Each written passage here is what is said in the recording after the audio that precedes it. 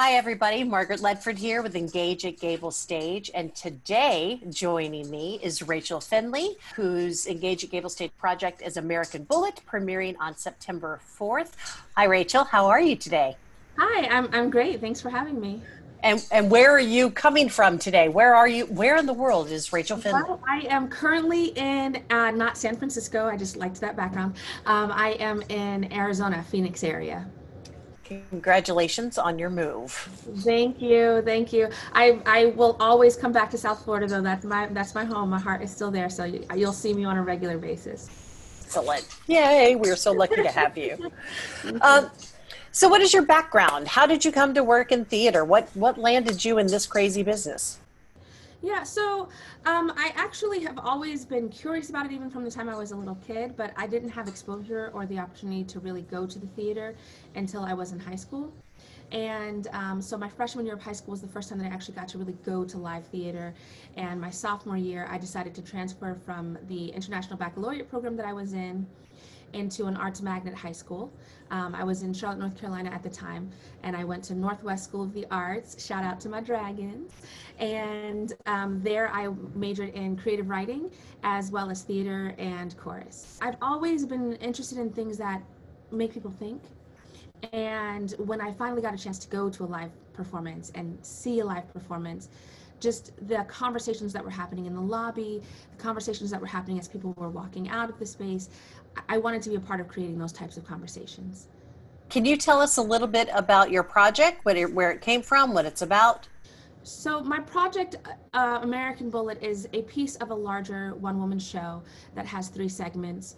The first segment being American Girl, there's another segment called American Alien, and then there's American Bullet. It may end up having more segments by the time that it's produced, but currently there's three. The show American Bullet basically deals with how America has pretty much throughout history had this love affair with guns and with ammunition and just with that particular type of violence, gun violence, and the ways in which that has impacted us, you know, as people in this country in general, but also how it has impacted Black people throughout history, how it has, but also in general.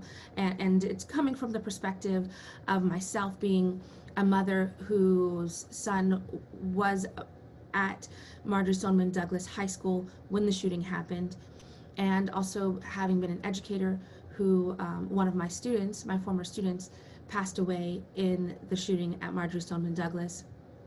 One of my son's close friends passed away in the shooting. His coach passed away in the shooting. And my son is now in boot camp for the Marines. And one of the reasons that I think he was really motivated to do that is because he felt so helpless about what happened at his school, and he wanted to be empowered to protect people.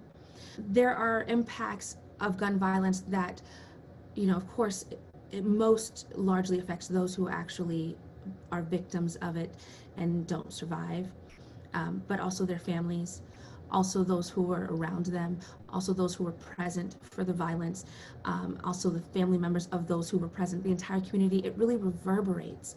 And I think that we have a tendency to be really concerned about it for a short period of time and then act like it didn't happen.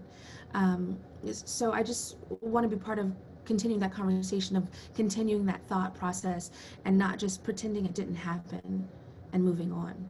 So why this story right now? So I think this story is important right now because not enough has changed, despite all of the things that we've seen happen, and also because it's more complex than just mass shootings. It's also, you know, things like a licensed gun holder being gunned down in his own car after having said he has the gun and not being reaching for it.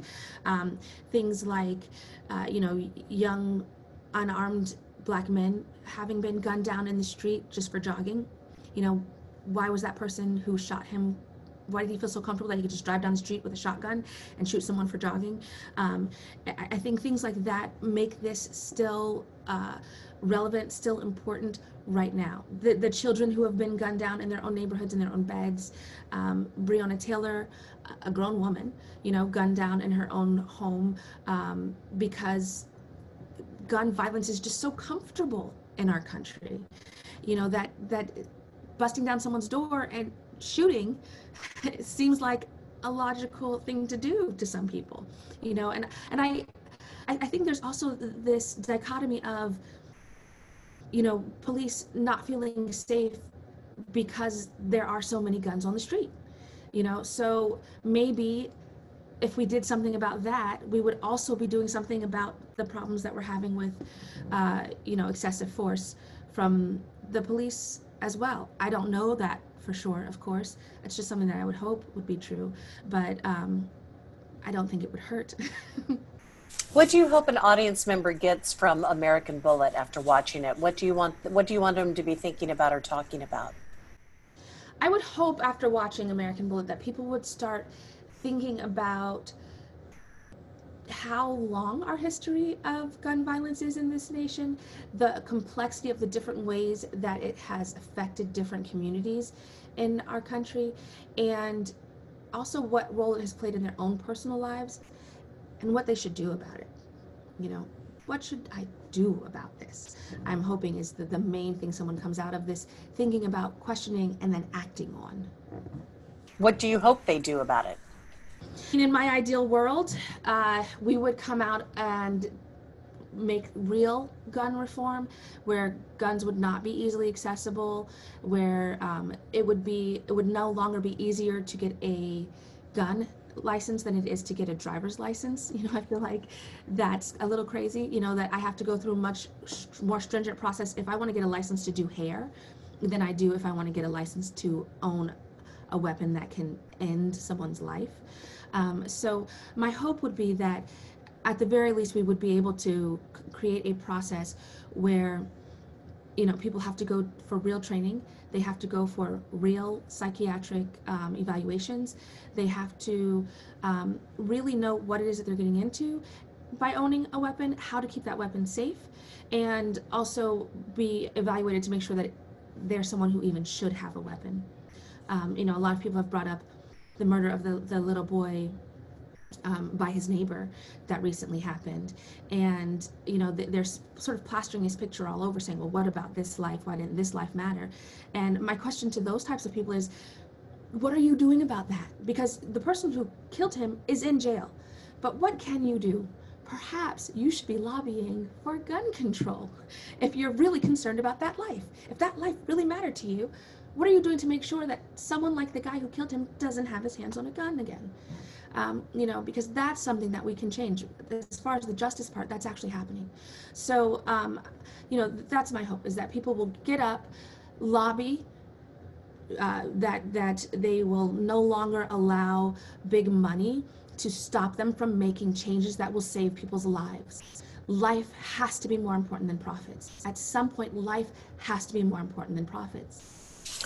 What inspires you as a person, as an artist? What inspires me as a person and as an artist is kind of the same thing, which is when I see something that makes me feel strongly, that moves me both emotionally and intellectually, then I'm inspired to create, and inspired to create with the hope of impacting others in the same way that whatever that subtopic is has impacted me. When we can all gather in the same space and enjoy theater or make theater together, what is your greatest hope for that? What does that look like to you? I have such dreams of gathering together again in person. So I can tell you exactly what it looks like for me. For me, it looks like a whole new theater world that is so much more inclusive than the one we left.